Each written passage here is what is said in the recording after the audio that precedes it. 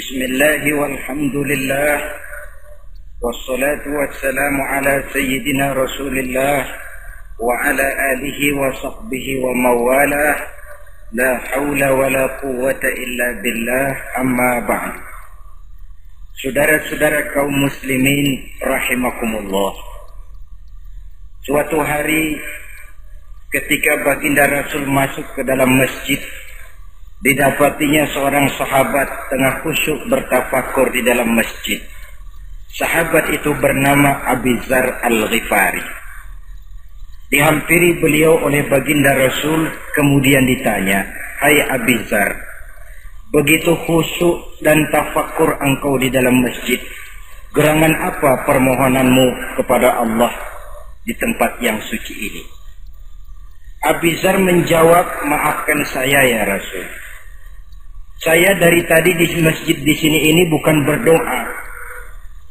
Lalu wirid juga tidak. Iktikaf ya setengah iktikaf. Habis kenapa kamu di sini?" "Saya menghindar orang ya Rasul." "Menghindar orang kenapa?" "Terlalu banyak datang orang ke rumah saya nagih utang. Saya jadi bingung mau pergi kemana. Akhirnya saya pikir tempat yang netral, yang kira-kira orang nggak datang lagi, ya ke masjid di sini. Maka saya lalu ngetem di sini. Model ke masjid bukannya wirid, zikir, takut diuber-uber utang." Baginda Rasul senyum, lalu beliau berkata, "Hai Abi Dzar, maukah engkau aku ajarkan satu doa yang kalau kamu amalkan Allah akan bebaskan hatimu dari perasaan dililit hutang." Bukan dibebasin hutangnya, dibebasin dari perasaan dililit oleh hutang. Tapi kalau ada doa yang kalau dibaca hutang jadi lunas ya enak.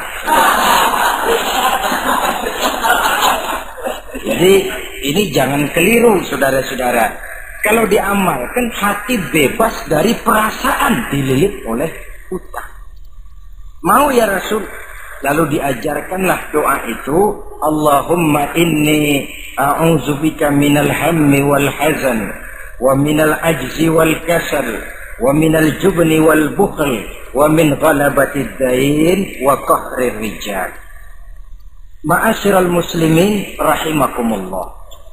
Banyak di antara kita yang kalau diajarkan satu doa lalu tidak mengukur diri antara doa itu dengan pribadi kita. Padahal syarat di antara kabulnya doa sejak dari adab berdoa sudah diajarkan.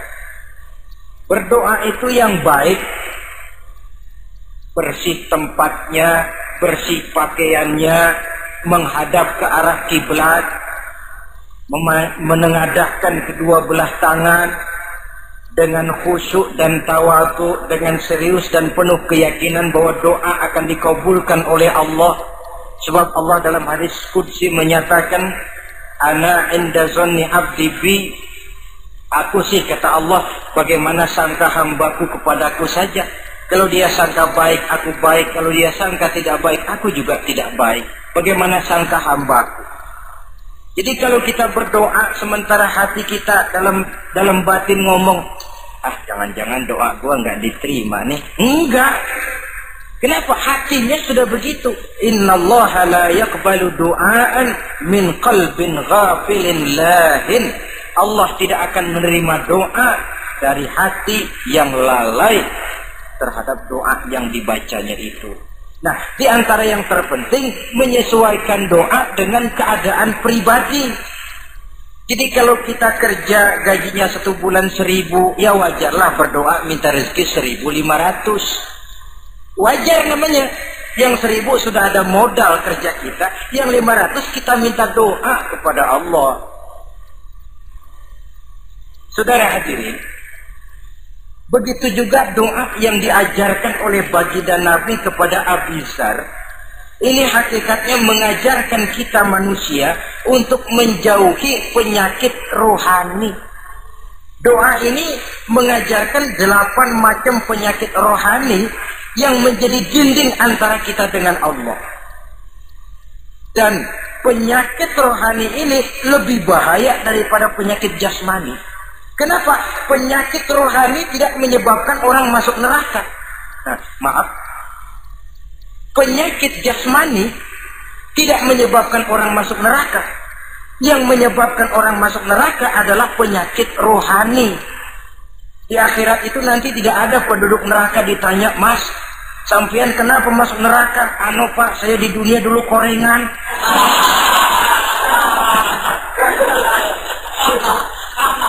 Itu korengan, liver, ginjal, darah tinggi, jantung, paru-paru basah, bengek, ampem. Penyakit-penyakit jasmani itu tidak menyebabkan orang masuk neraka. Yang menyebabkan orang masuk neraka penyakit rohani. Apa namanya? Sombong, hasud, dengki, ujub, ria, merasa diri lebih hebat dari yang lain, tidak ikhlas. Itu penyakit-penyakit rohani. Maka di dalam doa yang diajarkan kepada Abi Dzar dan hakikatnya diajarkan kepada kita semua, Nabi menjelaskan 8 penyakit rohani. Saya sampaikan ini pada pertemuan kali ini karena sekarang penyakit rohani jarang mendapat perhatian. Sedangkan penyakit jasmani, anak kita pilek dikit pun sudah berangkat kita ke dokter spesialis anak. Kita pusing sedikit pun sudah berangkat kita ke dokter. Tapi rohani kita menjerit, batin kita menangis. Kadang-kadang kita pura-pura tidak tahu. Apa penyakit rohani yang ada dalam doa ini? Pertama, a'udzubika minal ham. Aku berlindung kepadamu ya Allah daripada sifat ragu-ragu. Sifat ragu-ragu penyakit batin. Apa yang bisa dikerjakan oleh orang yang selalu ragu-ragu? Bahwa sebelum bekerja harus menimbang, itu perlu. Tapi kalau cuma tiap hari menimbang, kapan memutuskan? Orang sudah kemana-mana, kita masih main timbangan. Maka orang yang ragu-ragu hakikatnya orang yang sudah mengubur sebelah kakinya sebelum berangkat. Iya, tapi kalau kita nanti jadi salah kan lebih baik nggak usah berbuat. Keliru. Salah karena berbuat lebih baik daripada tidak pernah salah karena tidak pernah berbuat. Saudara salah tapi berbuat masih lebih baik daripada tidak pernah salah karena tidak pernah berbuat. Saudara baca Quran salah lebih baik daripada nggak pernah salah karena nggak pernah baca Quran. Gua nggak pernah salah dong baca Quran. Bacanya kapan? Nggak pernah. Ya paham tuh.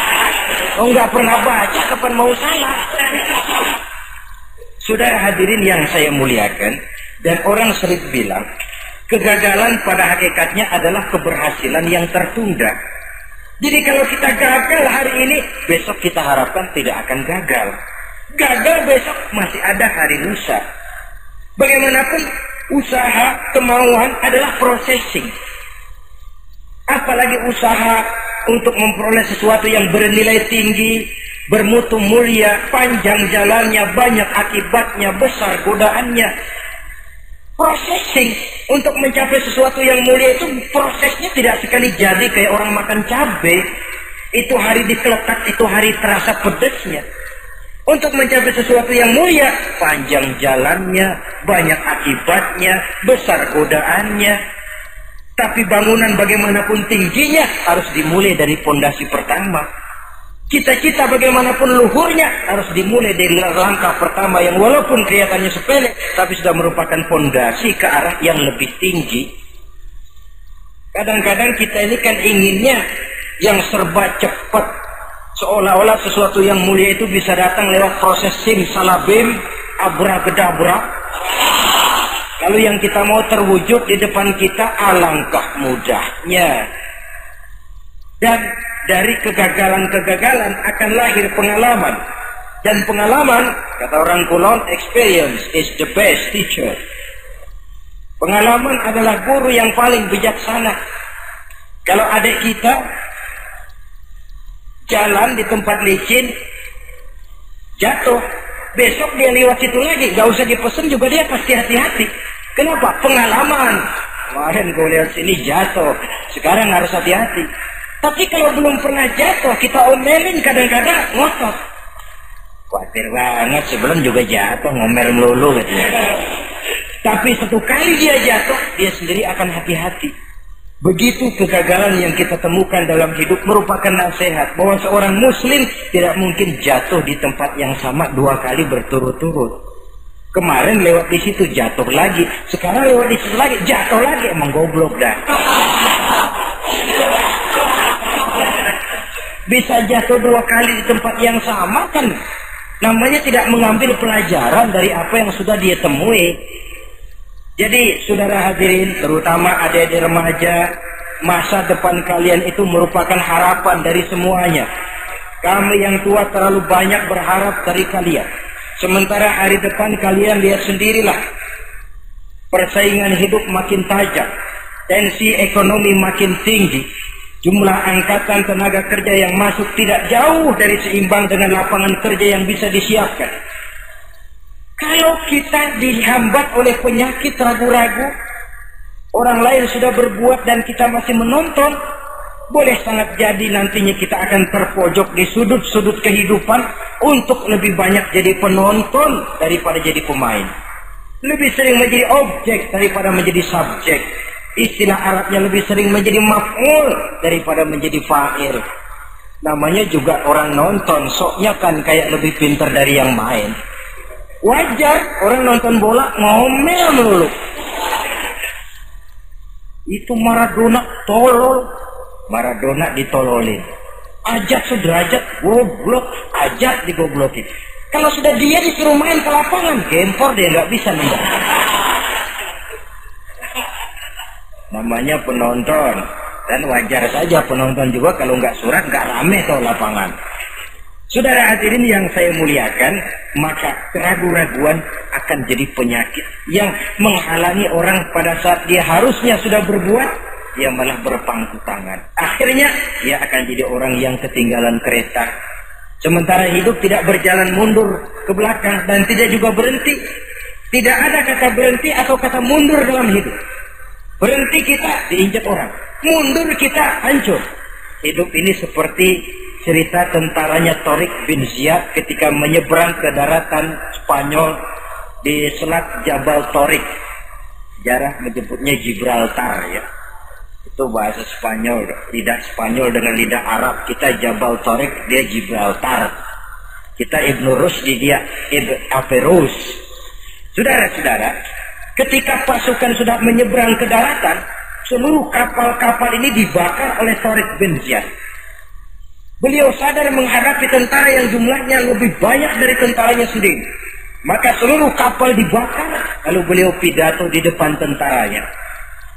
Ayuhan nas, ainal mafar, al-bahru min waraikum, wal adu amamakum.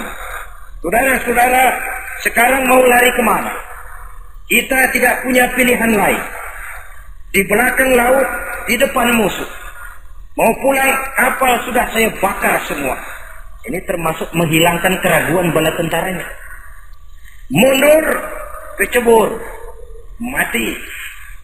Maju menghadapi musuh yang jumlahnya jauh lebih banyak, resikonya juga mati. Namun mati maju, mati syahid. Mati mundur, kecebur, mati konyol. Pilih. Ya tentu tidak ada pilihan lain. Menghilangkan keraguan di kalangan tentaranya. Juga menghadapi kehidupan ini. Menimbang adalah perlu, tapi berbuat lebih perlu lagi. Jangan takut salah, karena salah berbuat lebih baik daripada tidak pernah salah, karena tidak pernah berbuat.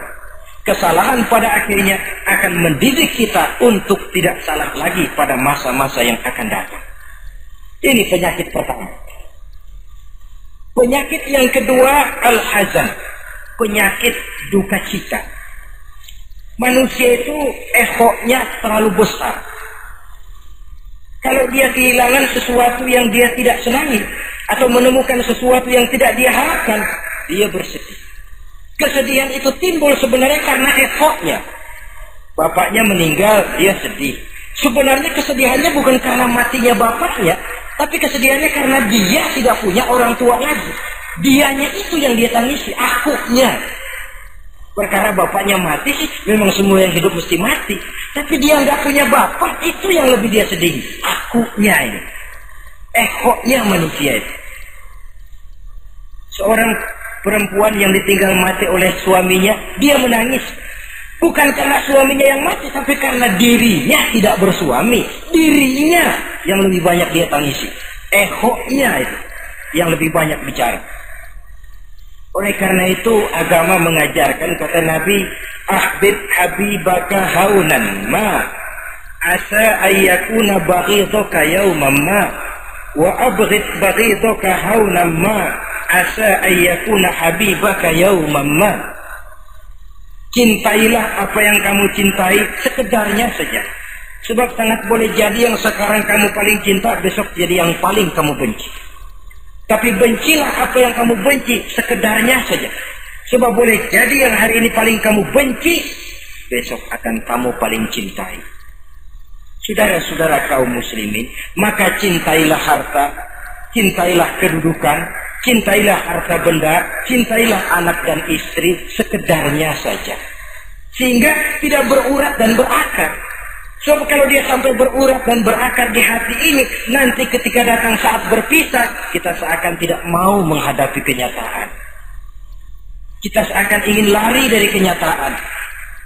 Tetapi kalau bersifat ala kadarnya, seluruhnya sudah diperhitungkan. Oleh karena itu, untuk mengatasi sifat duka cita ini, kuncinya adalah iman. Siapa sih orang yang tidak pernah sedih dalam hidup ini? Tapi siapa orang yang tidak pernah senang dalam hidup ini? Tidak ada orang yang senang terus dan tidak ada orang yang sedih terus. Dia berganti. Bahkan itulah yang bikin hidup ini nikmat. Coba kalau hidup ini isinya ketawa saja, monoton. Sebaliknya kalau hidup isinya cuma nangis saja, bagaimana rasanya? Tapi ada senyum, ada tangis, ada duka, ada suka. Itulah bumbu daripada kehidupan. Cuma tentu saja saudara-saudara, duka cita yang pada gilirannya akan membawa kebahagiaan, itu yang harus berani kita hadapi. Tapi duka cita yang tidak beralasan, itu yang jadi penyakit. Kaya, sedih, takut miskin. Itu kan tidak beralasan. Kita punya jabatan, takut merosot, takut pensiun, dengar mau ada mutasi, gerusak-gerusuk. Kan itu yang tidak beralasan. Duka cita semacam itu tidak beralasan. Karena tidak sadar bahwa pada awalnya itu pun tidak dia miliki. Kalau duka cita itu akan membawa kebahagiaan, tidak perlu kita takuti. Satu contoh. Kalau di depan saudara saya sodorkan 2 gelas, yang satu isinya jamu, yang satu sirup. Kira-kira saudara minum jamu apa sirup? Jamu apa sirup? Orang yang berpikir panjang saya yakin pasti minum jamu. Pahit memang, getir memang waktu minum. Tapi besok badan sehat, tenaga kuat, gairah kerja ada, semangat hidup tumbuh. Ini orang Islam, orang yang berpikir jauh ke depan. Ke depan kemana? Dia tidak cuma mikir dunia. Dia mikir kubur, alam kubur. Dia mikir akhirat, maka dia berani minum jamu. Apa jamu itu? Puasa. Jamu pahit, emang enak banget buat tengah mati. Sembahyang jamu pahit, sedekah jamu pahit sekarang. Tapi besok kita pulang ke alam kubur, ya Allah nikmat alam kubur. Untung kemarin waktu di dunia minum jamu. Waktu di dunia sembahyang, kuburan terasa nikmat. Waktu di dunia sedekah, kuburan dipakein AC. Padahal cuma goceng sedekahnya. Adapun orang yang di luar Islam, dia berpikir pendek. Yang dia lihat cuma yang di depan hidungnya saja. Dia nggak mikirin alam kubur, dia nggak mikir akhirat. Yang dia pikirin cuma dunia aja. Kenapa gue mesti minum jamu pahit? Sirup nih, manis. Dia minum sirup. Manis memang waktu minum. Tapi besok bibir mancung, bengkak, sirawan, sariawan itu. Saudara-saudara, Sholat, sirup, tidak sholat, sirup, manis. Orang-orang puasa, dia tidak puasa, sirup, manis. Bakhil, pelit, sirup, manis. Apain sedekah? Ya tumpuk aja tuh harta dah, jangan disedekahin. Sirup, manis memang. Besok dia pulang ke alam kubur, baru terasa bibirnya pada bengkak. Baru timbul, gua nyesel banget minum sirup kemarin. Jadi saya katakan kuncinya adalah iman. Berangkat dari surah Ali Imran ayat 139, Allah berpesan, wala tahinu wala tahzanu wa antumul a'launa in kuntum mu'minin. Kamu tidak perlu gundah gulana, kamu tidak perlu duka cita dan sedih hati. Kamu sesungguhnya adalah tinggi jikalau kamu benar-benar beriman. Jadi dengan iman, duka cita yang tidak beralasan tidak perlu ada. Karena sifat duka cita yang tidak beralasan merupakan penyakit rohani yang menjadi penghambat agar orang tidak memperoleh kemajuan apapun dalam kehidupannya. 2. Penyakit rohani yang ketiga, saudara-saudara, al-ajz, penyakit lemah. Nabi menyatakan, al-mu'minul qawiyyu ahabbu ilallahi minal mu'minid dha'if. Orang mukmin yang kuat lebih dicintai Allah daripada orang mukmin yang lemah. Sifat lemah tidak disukai oleh agama dan merupakan penyakit batin. Bukan lemah lembut, lemah. Lemah apa? Nah, segala lemah. Lemah ekonomi, agama mengajarkan kadal fakru ayyakuna kufran. Kemiskinan bisa membawa orang kepada kekufuran. Apalagi lemah pendidikan, dalam arti terbelakang, ketinggalan oleh orang-orang lain. Dan yang paling celaka, lemah iman.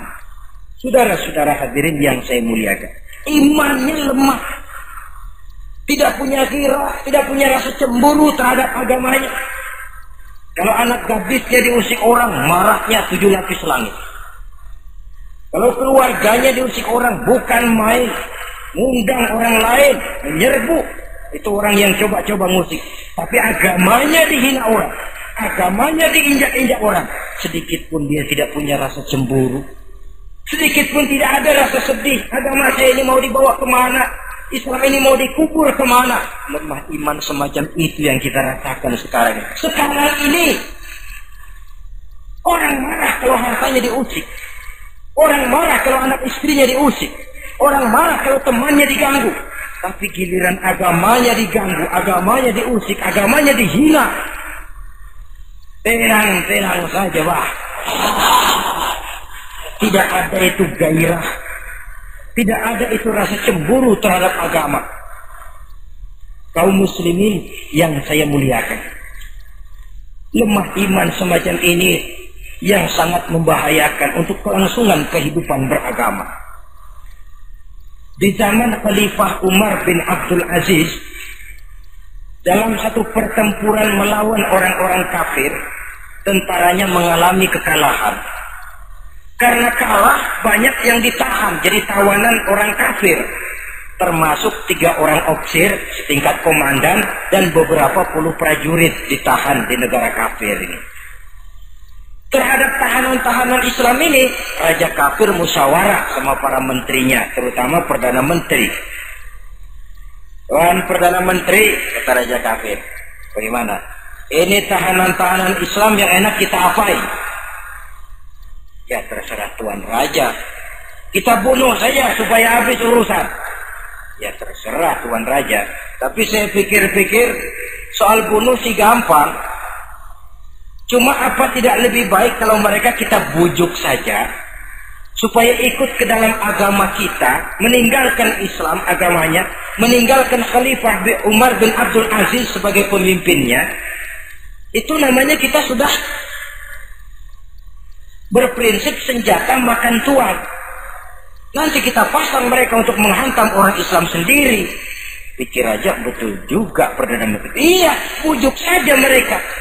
Caranya bagaimana? adili saja di pengadilan secara terbuka supaya jatuh mentalnya, dia mau keluar dari Islam, ikut ke dalam agama kita. Baik, diadili secara terbuka. Yang adilin langsung raja kafir, dihadiri oleh banyak tentara-tentara kafir. Yang mula-mula diadilin 3 orang komandan ini. Opsir pertama maju ke depan. Maju, komandan pertama. Opsir, saya Tuan Raja. Kamu tahu siapa kamu sekarang? Saya tahu, saya tahanan. Ya, kalau tahanan bisa diatur kan? Bisa diatur bagaimana Tuan Raja? Kamu mau nggak ikut saya? Meninggalkan Islam sebagai agamamu, meninggalkan Khalifah Umar bin Abdul Aziz sebagai pemimpinmu. Kalau kamu mau opsir, pindah agama saya, nanti kamu akan saya berikan kedudukan yang tinggi, gaji yang cukup, rumah cukup, istri cukup, kendaraan cukup. Pindah saja opsir. Tuan Raja, bagaimana? Apa Tuan kira selama ini saya berjuang karena mencari kedudukan, mencari harta, mencari tanda jasa? Tidak Tuan Raja. Saya berjuang di bawah bendera Khalifah Umar bin Abdul Aziz li'i'la'i kalimatillah, untuk menegakkan kalimat Allah. Saya tidak akan tergiur dengan tawaran Tuan Raja. Kamu gila ya? Biarin.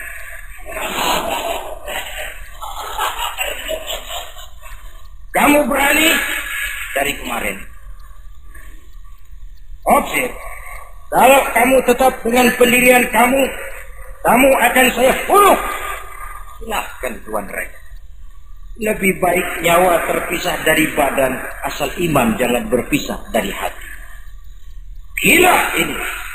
Biarin. Bunuh. Datang Al-Ghazali, dipancung kepalanya, putus lehernya dengan badannya pisah. Jatuh kepala itu ngegelinting ke bawah, muter kepala itu kayak orang tua sambil ngaji baca Quran. Tinggal kepalanya saja, kita dengan badan masih sempat ngaji. Sampai Raja kafir bingung, minggir, ini ada kepala ngaji. Ayatnya yang dia baca, ya ayyatuhan nafsul mutmainnah, irji'i ila rabbiki radiyatan mardiyah. Wahai jiwa yang tenang, kembalilah kamu menghadap Allah dengan ridha dan diridhoi. Engkau gugur sebagai syahid, tidak tergiur oleh bujukan harta, tahta dan kedudukan. Niatmu ikhlas karena Allah, kembalilah menghadap Allah dengan ridha dan diridhoi. Wadkhuli fi ibadi wadkhuli jannati, masuklah ke dalam golongan hamba-hambaku, masuklah ke dalam surgaku. Di penghujung ayat, matanya tertutup dengan rapat, bibirnya senyum menghadap Allah, gugur sebagai syahid. Raja kafir geleng kepala, dasar santri gila, sudah mau mati masih ngaji. Opsir yang kedua, komandan kedua yang jadi tahanan ini, kata raja, opsir kedua, saya Tuan Raja, kamu sudah lihat temanmu opsir pertama tadi? Sudah Tuan Raja. Mati kan? Mati. Kamu mau mati atau mau ikut saya keluar dari agamamu Islam dengan pangkat cukup, gaji cukup, rumah cukup? Bagaimana? Sudah Tuan Raja. Sudah apa? Sudah, jangan banyak omong.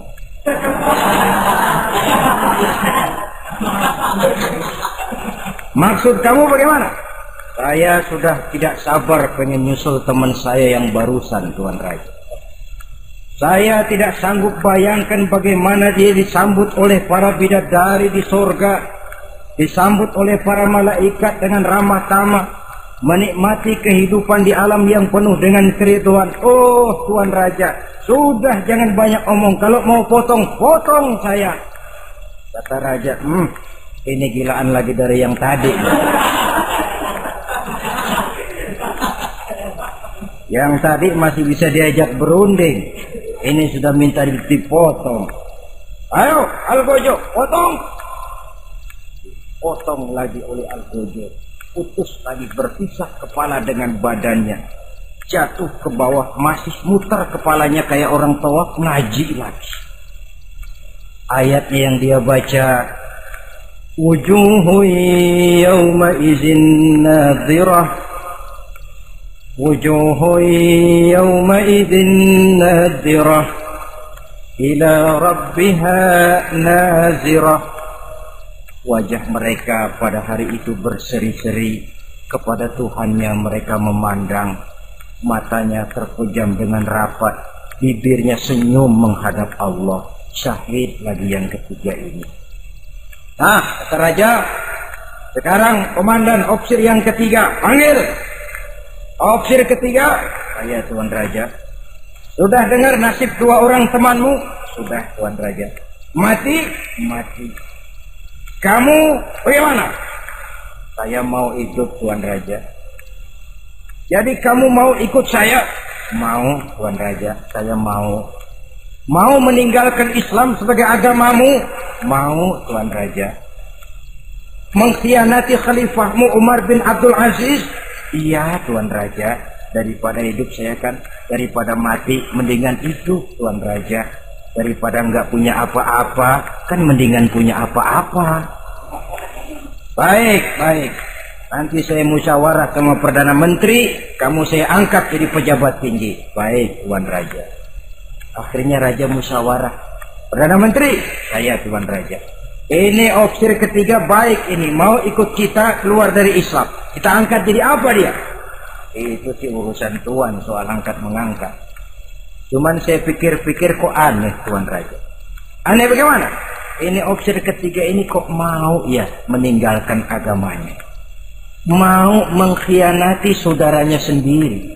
Saudaranya sebangsa, setanah air, seiman, sekeyakinan, hanya karena ditawari oleh kedudukan, mau dia khianati. Orang itu kalau sudah mau mengkhianati bangsanya sendiri Tuan Raja, apalagi bangsa lain.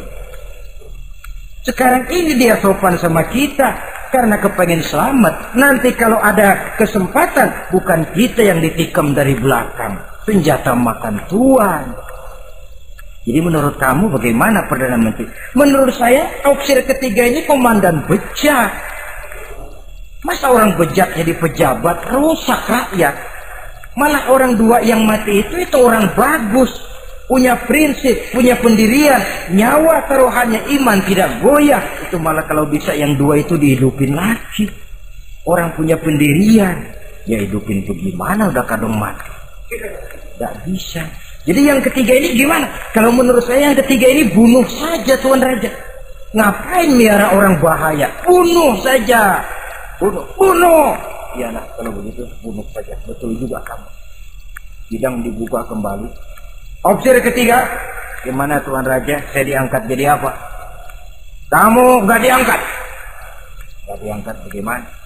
Kamu opsir bejat. Oh bejat. Iya.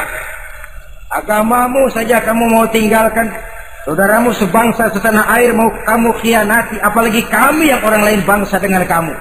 Kalau ada kesempatan kami akan kamu tikam dari belakang. Jadi saya gimana? Kamu dibunuh. Bunuh. Tuan Raja. Bunuh. Iyalah, bunuh. Tapi saya mau Islam lagi Tadinya saya mau keluar dari Islam, saya pikir dapat kedudukan tinggi kalau dibunuh juga. Iyalah bunuh, tapi saya tak Islam lagi. Terserah mau Islam mau tidak, pokoknya bunuh. Iya, saya mau Islam lagi. Cepat. Iya. Kalau mengucap 2 kalimat syahadat mau Islam lagi, macet lidah. Ayo cepat. Iya Pak. Asyhadu Tidak bisa mengucap syahadat. Ayo cepat. Iya Pak. Asyhadu Tidak bisa. Sampai goloknya Al-Gojo keburu sampai ke lehernya. Putus leher itu, pisah kepala dengan badan. Jatuh kepalanya ke bawah. Dia bekas orang Islam, masih bisa ngaji juga. Cuma ayat yang dibacanya lain sama yang dibaca dua temannya tadi. Ayat yang dia baca begini. Afaman haqqat alaihi kalimatul azab afa anta tunkizu man finnar. Orang yang sudah memang akan mendapat vonis azab di neraka, bisakah kamu menyelamatkan mereka dari azab yang sangat pedih? Bertahun-tahun dia berjuang untuk Islam di bawah kepemimpinan Umar bin Abdul Aziz dengan niat li'la'i kalimatillah. Tapi di akhir perjuangannya dia tergoda oleh harta dan kedudukan. Dia keluar dari Islam dan dikala itu ajal datang merenggut nyawa, dia mendapat su'ul khatimah, matinya ke dalam neraka. Na'udzubillah min. Ini termasuk lemah iman, saudara-saudara. Dan itu penyakit yang bahaya. Biar lemah ekonomi, biar lemah pendidikan, kalau iman kuat, insya Allah masih ketolong. Tapi biar ekonomi kuat, pendidikan kuat, iman lemah, malah yang kuat tadi akan menghancurkan nilai iman yang lemah itu tadi. Disinilah mabda'nya, berlindung kita kepada Allah dari lemah hati, lemah iman, lemah akidah. Baik, penyakit rohani yang ketiga, wa a'udzubika minal kasal. Aku berlindung kepadamu ya Allah daripada sifat penyakit malas. Malas adalah penyakit batin. Santai perlu, refreshing perlu. Tapi kalau tiap hari santai, apakah kita akan jadi generasi santai?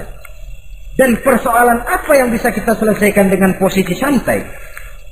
An-Nisa ayat 95 menegaskan, La yastabil qa'iduna minal mu'minina ghaira ulid dharari wal mujahiduna fi sabilillah. Orang-orang yang berjuang di jalan Allah tidak sama nasibnya dengan orang yang duduk saja gelenggam, gelohom, ayam-ayam tanpa ada uzur darurat, yang hanya menunggu keajaiban yang turun dari langit, menghitung bintang bertebaran di atas cakrawala. Tidak akan sama orang yang berjuang di jalan Allah dengan yang duduk gelohom, ayam-ayam, gelenggam, menikmati apa yang ada tanpa berpikir meningkatkannya ke arah yang lebih baik. Ma'asyiral muslimin rahimakumullah. Malas berusaha, malas beribadah adalah penyakit rohani yang ditiupkan oleh iblis ke dalam diri sanubari kita. Makin tinggi nilai iman, makin berat bisikan kemalasan itu. Namun kalau kita bentengi dengan bahwa malas kita hari ini akan membawa penyesalan bukan besok, bukan lusa, bukan minggu depan, bukan pula bulan depan, tapi barangkali tahun depan, 5-10 tahun yang akan datang, untuk masa depan yang lebih depan di alam kubur, di alam akhirat. Akibat penyesalan di dunia akan terasa di sana nantinya. Allah telah memberikan hidup. Dalam hidup kita diberikan energi, daya dan kekuatan. Manfaatkan daya dan kekuatan itu untuk berusaha dan bekerja. Allah tidak suka kepada orang yang bermalas, berpangku-pangku tangan, menunggu keajaiban dari langit sambil berleha-leha. Allah suka kepada orang yang bekerja keras, karena seluruh rasul bekerja keras, seluruh para nabi bekerja keras. Saudara-saudara, hanya istana yang ditegakkan dalam khayalan saja yang bisa dijangkau dengan bermalas dan bersantai-santai. Tapi istana dalam wujud kenyataan hanya bisa dicapai dengan kerja keras dan semangat menghadapi kehidupan. Yang kelima, wa a'udzubika minal jubn. Kami berlindung kepadamu ya Allah daripada sifat takut. Saudara-saudara, setiap orang terlahir membawa fitrah. Fitrah itu juga bisa berupa sifat. Tiap orang punya sifat takut, tiap orang punya sifat berani. Lingkungan, pendidikan, pergaulan menumbuhkan mana yang lebih subur. Kalau takutnya lebih subur, dia akan jadi penakut. Kalau beraninya lebih subur, dia akan jadi pemberani. Masalahnya sekarang kapan kita harus berani, kapan kita mesti takut, kan itu saja. Bahwa semua orang punya sifat berani, sebagaimana semua orang punya sifat takut, itu real. Tapi kapan kita harus berani, kapan kita harus takut? Agaknya surah An-Nisa ayat 77 cukup menjadi sindiran. Falamma kutiba alaihimul qitalu idza fariqum minhum yakhshawna an-nasa ka khasyatillahi aw ashaddu khasyah. Manakala diwajibkan kepada mereka berjuang, maka sebagian daripada mereka takut kepada manusia seperti mereka takut kepada Allah, bahkan lebih takut kepada manusia daripada takut kepada Allah. Ini kan takut yang tidak beralasan. Tengoklah zaman sekarang, mereka yang menebarkan maksiat punya keberanian, mereka yang bergelimang di lumpur dosa punya keberanian, mereka yang melakukan penyelewengan dan menyesatkan manusia punya keberanian. Kenapa kita yang punya niat menegakkan kebenaran, membela yang hak, menjalankan sesuatu yang kita yakini sebagai benar, kadang-kadang dihantui oleh perasaan takut? Takut semacam ini yang jadi penyakit rohani. Mereka berani terang-terangan membuka judi, mereka berani terang-terangan di tengah jalan umum membuka botol minum-minuman keras dan mabuk sempoyongan. Mereka berani terang-terangan di tempat ramai merampok dan menodong. Mereka berani korupsi, memakan uang yang bukan haknya. Mereka berani untuk sesuatu yang sesat dan menyesatkan. Kenapa kita tiba-tiba di hadapan sesuatu yang kita yakini benarnya kita jadi lemah? Kita jadi takut, lebih takut kepada manusia daripada kepada Allah. Padahal terkena kita penjara manusia paling banter seumur hidup kita. Tapi penjara Allah, nerakanya Allah, azabnya Allah, bukankah sesuatu yang mestinya harus paling kita takuti? Oleh sebab itu terutama generasi muda, bangkitlah. Tegakkan yang ma'ruf, hancurkan yang munkar sesuai dengan kemampuanmu, dengan cara yang bijaksana tentunya, tidak dengan cara yang frontal. Tapi yang saya maksud, kalau mereka yang berdiri di kubu kemunkaran punya keberanian, kenapa kita yang berdiri di atas yang hak dan benar kadang ragu kalau kita tidak takut sama sekali? Saudara-saudara kaum muslimin rahimakumullah, oleh karenanya kita takut, memang takut kalau harus melanggar perintah Allah. Kita harus berani pada saat kita merasa melaksanakan apa yang diperintahkan Allah. Berani terhadap melaksanakan perintahnya, takut kalau sampai melaksanakan larangannya. Jadi ada waktunya kita berani, ada waktunya kita takut. Dengan demikian, sifat penakut ini menjadi handicap, menjadi penghalang yang menghalangi kita daripada kemajuan dan kemajuan. Iya, Islam sih Islam, Pak. Tapi kalau nanti saya dipecat, anak saya makan apa, Pak? Islam sih Islam, Pak. Tapi ini risikonya, Pak. Bukankah Nabi sendiri pernah memang memperingatkan, sayati ala ummati zamanun al-qabidu ala dinihi kal-qabid ala al-jamrah. Akan datang satu masa di tengah umatku di mana pada masa itu orang yang konsekuen dan teguh memegang agama seperti memegang bara di tangan. Dipegang tangan terbakar, dibuang bara terlepas. Konsekuen megang Islam, risikonya berat. Melepaskan dan masa bodoh terhadap Islam bertentangan dengan batin. Dikala itu, beruntunglah orang-orang yang teguh dan kuat memegang agamanya.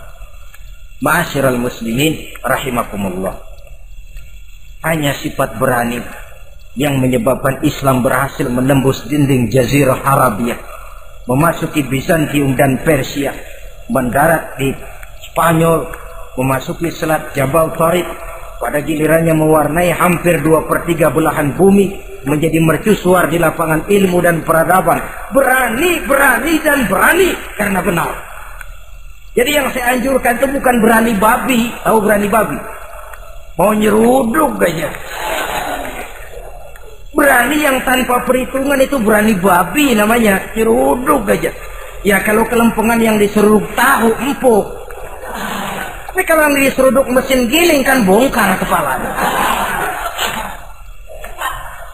Jadi bukan berani yang tanpa perhitungan, berani yang dengan taktik dan strategi. Sebab keberanian tanpa perhitungan akan menyebabkan kita menjadi orang yang ngawur. Dalam istilah sosial dinamakan trial and error, spekulasi namanya. Dan itu harus pulang kepada diri kita.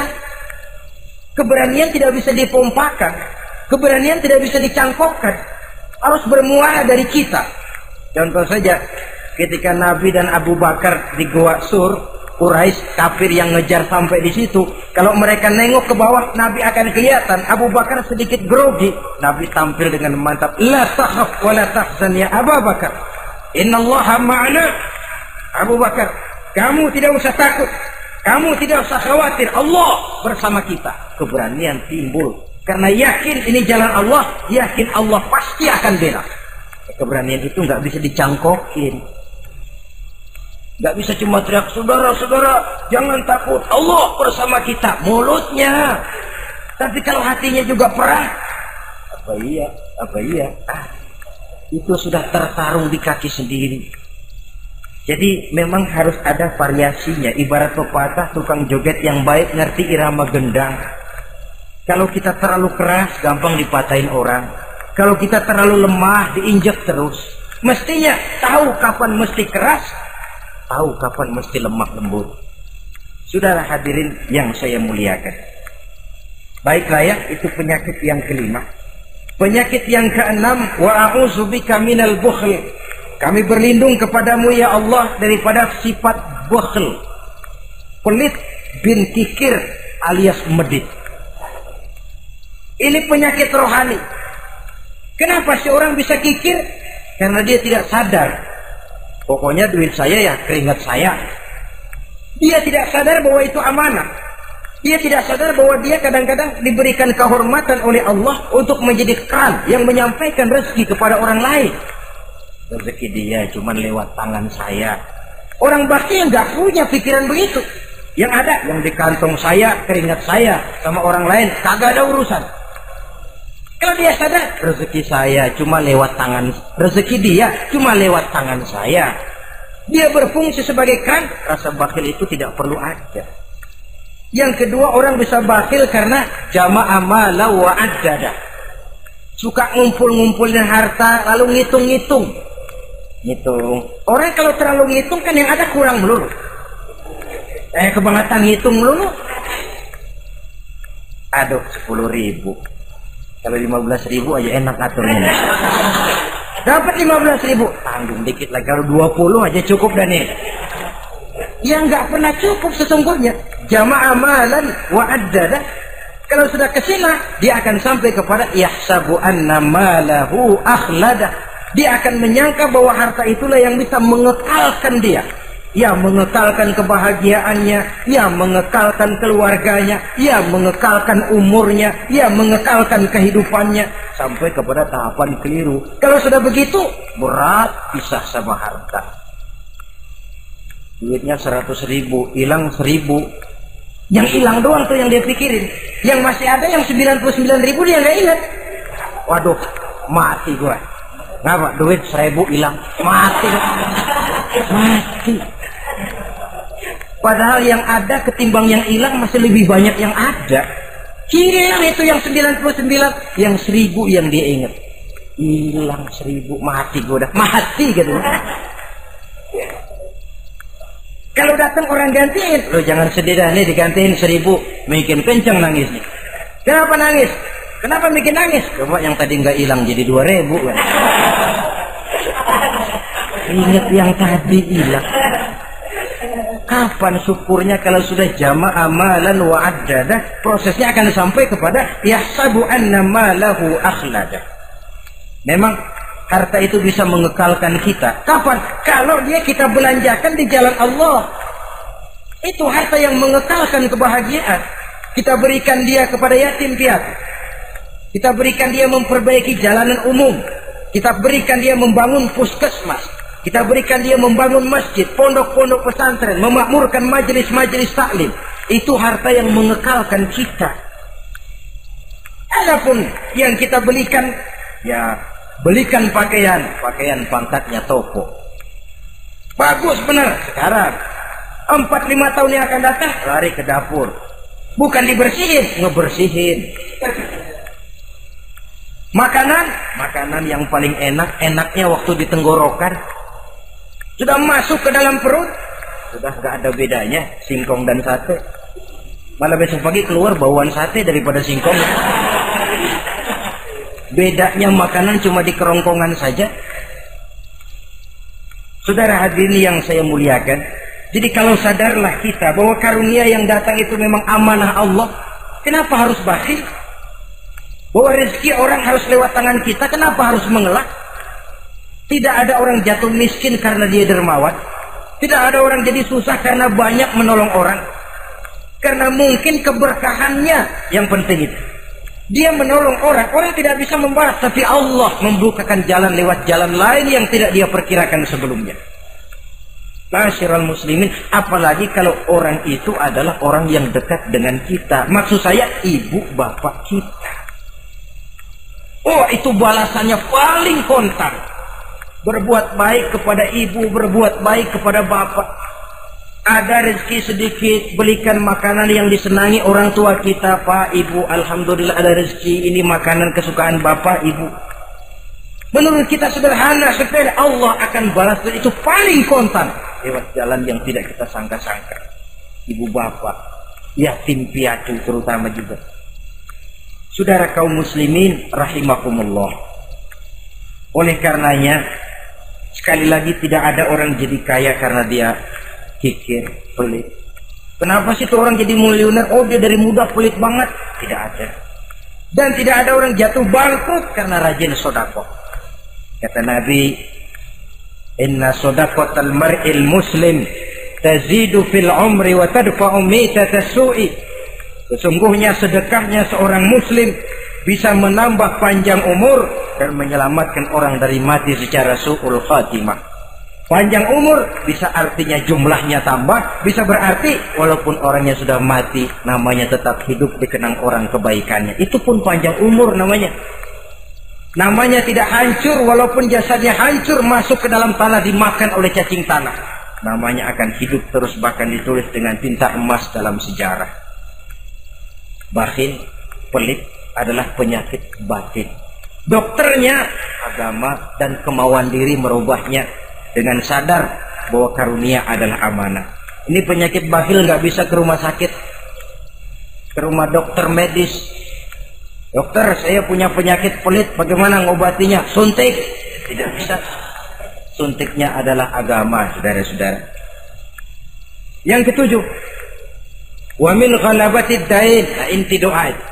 Saya berlindung kepadamu ya Allah, jangan sampai ada perasaan dililit utang. Bahwa kita hidup tutup lubang, gali lubang itu biasa. Tapi kalau gali terus nggak pernah nutup, ini mau kejeblos namanya. Utang lalu nggak bayar-bayar, namanya gali lubang, nggak pernah nutupin. Bahkan Nabi pesan, alaikum biddain, fa innahu hamun billail wa dani'un bin nahar. Kalau bisa kamu nggak usah ngutang. Kenapa? Utang itu siangnya bikin kita takut ketemu orang, malamnya bikin kita susah tidur. Coba dah kalau nggak bisa ngutang, berabe, malam nggak bisa tidur, siang takut ketemu orang. Jangan kepergok nih, belum ada duit buat bayar. Jalan ke sono, takut ketemu. Jangan kemari, takut ketemu. Akhirnya nggak kemana-mana, ngumprak di rumah. Tetapi adat hidup, saudara-saudara, apalagi kita yang ekonomi menengah ke bawah, biasa adat hidup itu tutup lubang gali lubang, saling menerima, saling memberi. Tapi yang diajarkan oleh agama, oke, gali lubang silakan, asal bisa nutupin. Kalau tiap hari gali lubang dulu, kan kejeblos akhirnya.